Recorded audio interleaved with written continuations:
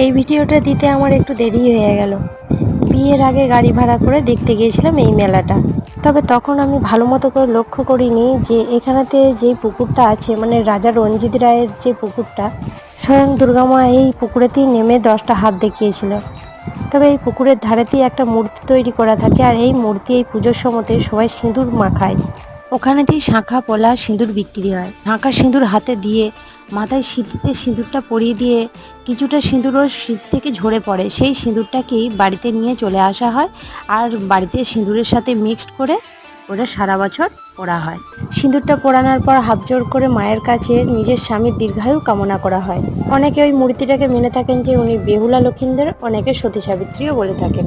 তবে রূপ তো একই। যাদের নতুন বিয়ে হয় তারা প্রথম বছরটা এই মেলাটা দেখতে আসে না, আর যদিও এসে থাকেন এই মন্দিরের ঠায়ের কাছে আসা চলবে না, কারণ মন্দিরের চূড়া দেখতে নেই। বাকি কাহিনীটা অন্য ভিডিওয় তুলে ধরবো।